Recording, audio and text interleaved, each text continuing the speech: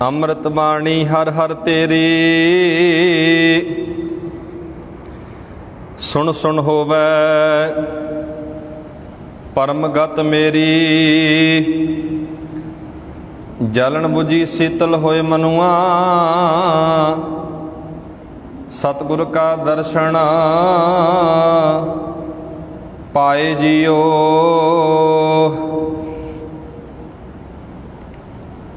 ਸਤਨਾਮ ਵਾਹਿਗੁਰੂ ਸਾਹਿਬ ਜੀ।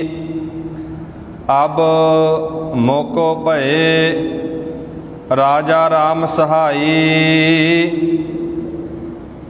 ਜਨਮ ਜਨਮ ਮਰਨ ਕਟ ਪਰਮ ਗਤ ਪਾਈ। ਅਬ ਮੋਕੋ ਭਏ ਰਾਜਾ ਰਾਮ ਸਹਾਈ, ਜਨਮ ਮਰਨ ਕਟ ਪਰਮ ਗਤ ਪਾਈ। ਰਹਾਉ ਸਾਧੂ ਸੰਗਤ ਦਿਓ ਰਲਾਏ, ਪੰਚ ਦੂਤ ਤੇ ਲਿਓ ਛਡਾਏ। ਅੰਮ੍ਰਿਤ ਨਾਮ ਜਪੋ ਜਪ ਰਸਨਾ, ਅਮੋਲ ਦਾਸ ਕਰ ਲੀਨੋ ਆਪਣਾ। ਸਤਿਗੁਰ ਕੀਨੋ ਪਰਉਪਕਾਰ, ਕਾਢ ਲੀਨ ਸਾਗਰ ਸੰਸਾਰ। ਚਰਨ ਕਮਲ ਸਿਉ ਲਾਗੀ ਪ੍ਰੀਤ, ਗੋਬਿੰਦ ਬਸੈ ਨੀਤਾ ਨਿਤ ਨੀਤ। ਗੋਬਿੰਦ ਵਸੈ ਨਿਤਾ ਨਿਤ ਚੀਤ। ਮਾਇਆ ਤਪਤ ਬੁਝਿਆ ਅੰਗਿਆਰ, ਮਨ ਸੰਤੋਖ ਨਾਮ ਆਧਾਰ। ਜਲ ਥਲ ਪੂਰ ਰਹੇ ਪ੍ਰਭ ਸੁਆਮੀ, ਜਤ ਪੇਖੋਂ ਤਤ ਅੰਤਰ ਜਾਮੀ। ਆਪਣੀ ਭਗਤ ਆਪ ਦ੍ਰਿੜਾਈ, ਪੂਰਬ ਲਿਖਤ ਲਿਖਿਆ ਮੇਰੇ ਭਾਈ। ਜਿਸ ਕਿਰਪਾ ਕਰੇ ਤਿਸ ਪੂਰਨ ਸਾਜ, ਕਬੀਰ ਕੋ ਸੁਆਮੀ ਗਰੀਬ ਨਿਵਾਜ। ਜਿਸ ਕਿਰਪਾ ਕਰੇ ਤਿਸ ਪੂਰਨ ਸਾਜ, ਕਬੀਰ ਕੋ ਸੁਆਮੀ ਗਰੀਬ ਨਿਵਾਜ। ਪਰਮ ਸਨਮਾਨਯੋਗ ਜੁਗੋ ਜੁਗ ਅਟਲ ਚਬਰ ਤਖਤ ਦੇ ਮਾਲਕ ਸਾਹਿਬ ਸਤਿਗੁਰੂ ਧੰਨ ਧੰਨ ਗੁਰੂ ਗ੍ਰੰਥ ਸਾਹਿਬ ਜੀ ਮਹਾਰਾਜ, ਤਿੰਨਾਂ ਦੀ ਹਜ਼ੂਰੀ ਅੰਦਰ ਜੁੜ ਮਿਲ ਬੈਠੇ ਅਤ ਸਤਿਕਾਰਯੋਗ ਸਨਮਾਨਯੋਗ ਸਤ ਸੰਗੀ ਜਨੋ, ਆਓ ਲੜੀਵਾਰ ਕਥਾ ਵਿਚਾਰ ਦੇ ਨਾਲ ਜੁੜੀਏ। ਲੜੀਵਾਰ ਚੱਲ ਰਹੀ ਕਥਾ ਵਿਚਾਰ ਗੌੜੀ ਕਬੀਰ ਜੀ, ਗੁਰੂ ਗ੍ਰੰਥ ਸਾਹਿਬ ਦਾ ਪਾਵਨ ਪਵਿੱਤਰ ਅੰਕ 331। ਆਓ ਗੁਰਮੁਖੋ ਵਿਚਾਰਾਂ ਦੀ ਆਰੰਭਤਾ ਕਰਨ ਤੋਂ ਪਹਿਲਾਂ ਸਾਰੀ ਸੰਗਤ ਦੋਵੇਂ ਹੱਥ ਜੋੜ ਕੇ ਆਖੋ ਜੀ ਵਾਹਿਗੁਰੂ ਜੀ ਕਾ ਖਾਲਸਾ ਵਾਹਿਗੁਰੂ ਜੀ ਕੀ ਫਤਿਹ। ਸਤਿਗੁਰੂ ਕਬੀਰ ਜੀ ਅੱਜ ਦੇ ਪਾਵਨ ਪਵਿੱਤਰ ਸ਼ਬਦ ਅੰਦਰ 40 ਨੰਬਰ ਸ਼ਬਦ ਅੰਦਰ ਸਾਡੇ ਸਨਮੁਖ ਵਿਚਾਰ ਰੱਖ ਰਹੇ ਨੇ। ਪਾਤਸ਼ਾਹ ਕਬੀਰ ਜੀ ਕਹਿ ਰਹੇ ਨੇ, ਅਬ ਮੋਕੋ ਭਏ ਰਾਜਾ ਰਾਮ ਸਹਾਈ, ਜਨਮ ਮਰਨ ਕਟ ਪਰਮ ਗਤ ਪਾਈ। ਰਹਾਉ ਕਬੀਰ ਜੀ ਕਹਿ ਰਹੇ ਨੇ, ਹਰ ਥਾਂ ਚਾਨਣ ਕਰਨ ਵਾਲੇ ਪ੍ਰਭੂ ਉਹ ਮਾਲਕ ਪਰਮਾਤਮਾ ਜੀ ਹੁਣ ਮੇਰੇ ਮਦਦਗਾਰ ਬਣ ਗਏ ਹਨ। ਮੈਂ ਜਨਮ ਮਰਨ ਦੀ ਬੇੜੀ ਕੱਟ ਕੇ ਸਭ ਤੋਂ ਉੱਚੀ ਆਤਮਿਕ ਅਵਸਥਾ ਜਿਹੜੀ ਪਰਮਗਤ ਹੈ ਜਿਹੜੀ ਹਾਸਲ ਕਰ ਲਈ ਹੈ। ਰਹਾਉ ਵਾਲਾ ਬੰਦ ਜਿਹੜੀ ਵਿਆਖਿਆ ਕਰ ਰਿਹਾ ਜੀ, ਸ਼ਬਦ ਦਾ ਕੇਂਦਰੀ ਭਾਵ, ਸ਼ਬਦ ਦਾ ਮੇਨ ਜਿਹੜਾ ਸੈਂਟਰ ਏਰੀਆ ਕਹਿ ਲਓ,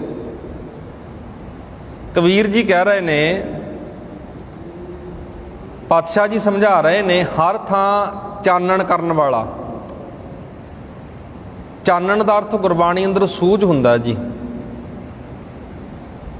ਆਪਾਂ ਬਾਣੀ ਦਾ ਵਚਨ ਪੜ੍ਹਦੇ ਹਾਂ, ਗੁਰਬਾਣੀ ਸਜਗ ਮੈਂ ਚਾਨਣ ਕਰਮ ਵਸੈ ਮਨ ਆਏ।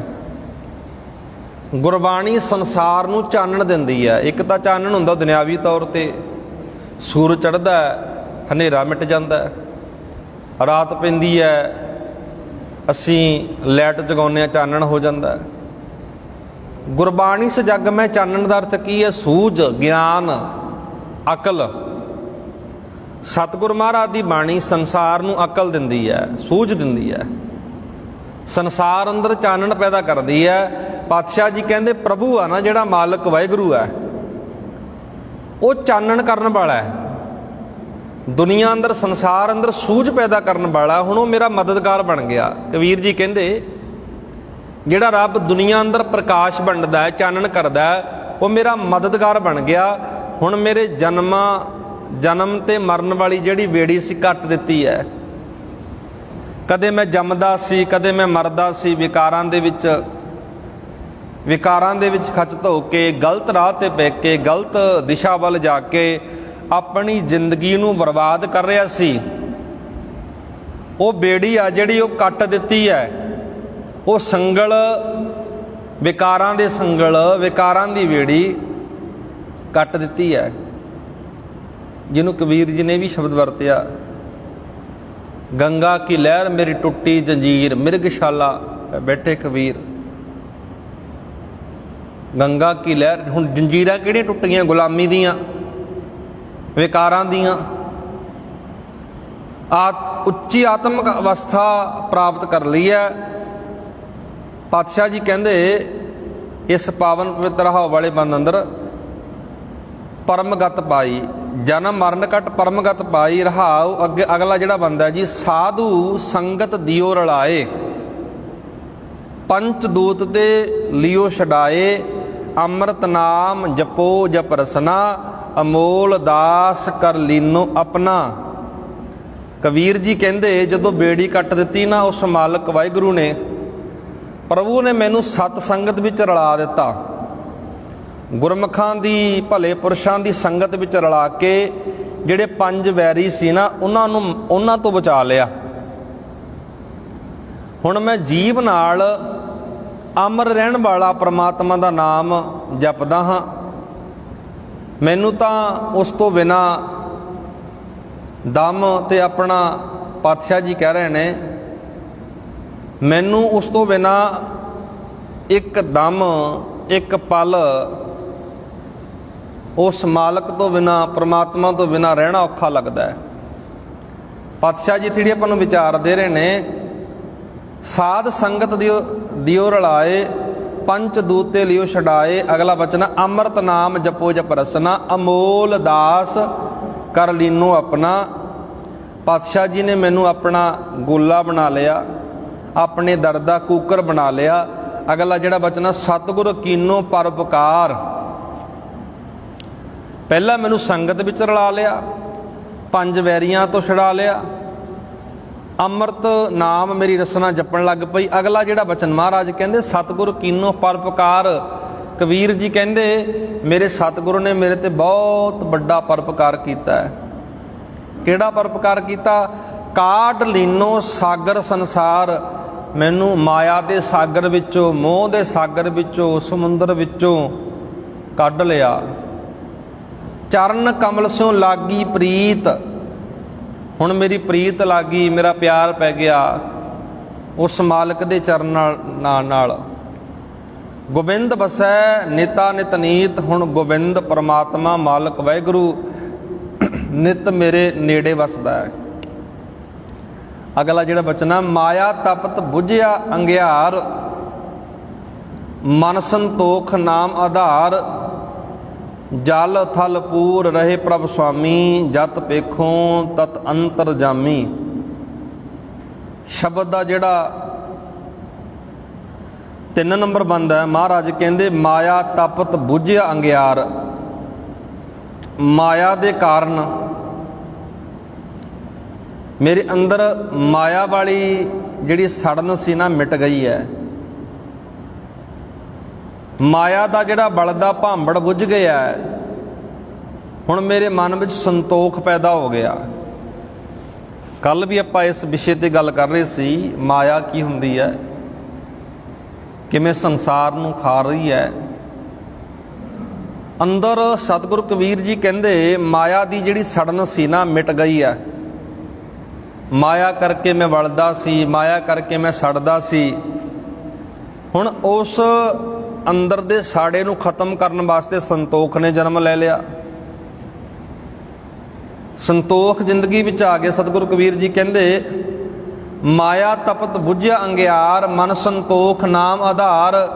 ਨਾਮ ਦਾ ਵੀ ਆਸਰਾ ਹੋ ਗਿਆ। ਹੁਣ ਅਗਲਾ ਜਿਹੜਾ ਬਚਨ, ਜਲ ਥਲ ਪੂਰ ਰਹੇ ਪ੍ਰਭ ਸੁਆਮੀ।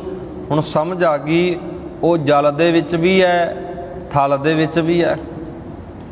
ਜਤ ਪੇਖੋਂ ਤਤ ਅੰਤਰਜਾਮੀ। ਜਿੱਧਰ ਕਿੱਧਰ ਮੈਂ ਵੇਖਦਾ ਨਾ, ਸਾਰੇ ਪਾਸੇ ਅੰਤਰ ਦੀ ਜਾਣਨ ਵਾਲਾ ਅੰਤਰਜਾਮੀ ਦਿਸ ਰਿਹਾ। ਅਖੀਰ ਦੇ ਵਿੱਚ ਮਹਾਰਾਜ ਕਹਿੰਦੇ ਆਪਣੀ ਭਗਤ ਆਪ ਦ੍ਰਿੜਾਈ, ਪੂਰਬ ਲਿਖਤ ਮਿਲਿਆ ਮੇਰੇ ਭਾਈ। ਜਿਸ ਕਿਰਪਾ ਕਰੇ ਤਿਸ ਪੂਰਨ ਸਾਜ, ਕਬੀਰ ਕੋ ਸੁਆਮੀ ਗਰੀਬ ਨਿਵਾਜ। ਅਖੀਰ ਦੇ ਵਿੱਚ ਸਤਿਗੁਰ ਕਬੀਰ ਜੀ ਕਹਿੰਦੇ ਪ੍ਰਭੂ ਨੇ, ਪ੍ਰਮਾਤਮਾ ਨੇ ਆਪਣੀ ਭਗਤੀ ਮੇਰੇ ਹਿਰਦੇ ਵਿੱਚ ਪੱਕੀ ਕਰ ਦਿੱਤੀ ਹੈ। ਹੁਣ ਹਿਰਦੇ ਵਿੱਚ ਉਸ ਮਾਲਕ ਪਿਆਰੇ ਦਾ ਵਾਸਾ ਹੋ ਗਿਆ। ਹੇ ਪਿਆਰੇ ਵੀਰ,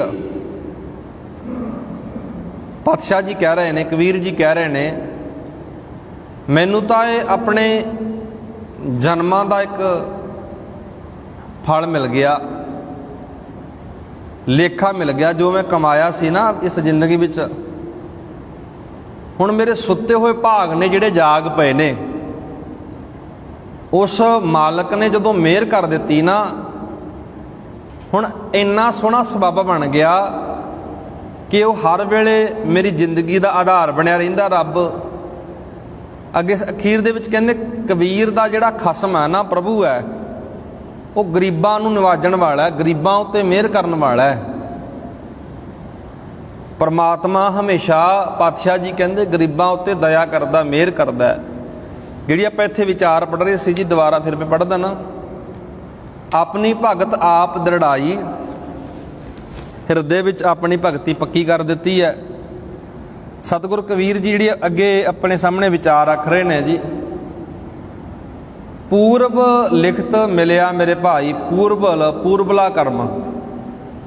ਪਾਤਸ਼ਾਹ ਜੀ ਕਹਿੰਦੇ ਜੋ ਮੈਂ ਆਪਣੇ ਜਨਮ ਵਿੱਚ ਕਮਾਇਆ ਸੀ ਨਾ ਕਰਮ, ਜਦੋਂ ਗੁਰੂ ਦੇ ਆਸ਼ੇ ਮੁਤਾਬਕ ਮੇਰਾ ਜਨਮ ਹੋ ਗਿਆ, ਸਤਿਗੁਰ ਕੈ ਜਨਮੈ ਗਬਨ ਮਿਟਾਇਆ ਹੋ ਗਿਆ। ਜਦੋਂ ਮੈਂ ਸਤਿਗੁਰ ਦੇ ਘਰ ਆ ਕੇ ਜਨਮ ਲੈ ਲਿਆ, ਮੇਰਾ ਕਰਮ ਬਣਦਾ ਗਿਆ। ਸਮਾਂ ਪੈ ਕੇ ਉਹ ਕਰਮ ਜਾਗਿਆ। ਪੂਰਬਲਾ ਕਰਮ, ਜੋ ਜ਼ਿੰਦਗੀ ਵਿੱਚ ਕਮਾਇਆ ਹੋਇਆ ਕਰਮ, ਪਹਿਲਾਂ ਕਮਾਇਆ ਹੋਇਆ ਕਰਮ, ਉਹ ਕਰਮ ਜਾਗਿਆ। ਸਤਿਗੁਰੂ ਮਹਾਰਾਜ ਕਹਿੰਦੇ ਮੇਰੇ ਕਰਮਾਂ ਦਾ ਲੇਖ ਉਗੜ ਪਿਆ, ਜ਼ਿੰਦਗੀ ਸੋਹਣੀ ਬਣ ਗਈ। ਅਖੀਰ ਦੇ ਵਿੱਚ ਇਹੀ ਗੱਲ ਕਹਿ ਰਹੇ ਨੇ, ਉਹ ਕਬੀਰ ਦਾ ਜਿਹੜਾ ਸੁਆਮੀ ਹੈ, ਗਰੀਬਾਂ ਉੱਤੇ ਦਇਆ ਕਰਨ ਵਾਲਾ ਹੈ, ਮਿਹਰ ਕਰਨ ਵਾਲਾ ਹੈ। ਸੋ ਸ਼ਬਦ ਦਾ ਜਿਹੜਾ ਭਾਵ ਹੈ ਜੀ, ਸਤਿਗੁਰੂ ਕਬੀਰ ਜੀ ਇਹੀ ਗੱਲ ਕਹਿੰਦੇ ਨੇ, ਜਿਸ ਜੀਵਨ ਤੇ ਪ੍ਰਭੂ ਮਿਹਰ ਕਰਦਾ ਹੈ, ਉਹ ਆਪਣੀ ਭਗਤੀ ਵਿੱਚ ਜੋੜਦਾ ਹੈ, ਜਿਸ ਦੀ ਬਰਕਤ ਨਾਲ ਉਸ ਦੇ ਅੰਦਰੋਂ ਮਾਇਆ ਵਾਲੀ ਜਿਹੜੀ ਤਪਸ਼ ਮਿਟ ਜਾਂਦੀ ਹੈ। ਹਰ ਥਾਂ ਤੇ ਇੱਕ ਮਾਲਕ ਪ੍ਰਭੂ ਨਜ਼ਰ ਆਉਣ ਲੱਗ ਪੈਂਦਾ, ਹਰ ਵਿਅਕਤੀ ਅੰਦਰੋਂ ਪਰਮਾਤਮਾ ਦਿਸ ਪੈਂਦਾ। ਇਹੀ ਕਬੀਰ ਜੀ ਇੱਥੇ ਗੱਲ ਕਰਦੇ ਨੇ। ਕੱਲ੍ਹ ਨੂੰ ਆਪਾਂ ਅਗਲਾ ਸ਼ਬਦ ਵਿਚਾਰਾਂਗੇ ਜੀ। ਗੁਰੂ ਕਿਰਪਾ ਕਰੇ ਅਸੀਂ ਲੜੀਵਾਰ ਵਿਚਾਰ ਬਾਣੀ ਦੀ ਵਿਚਾਰ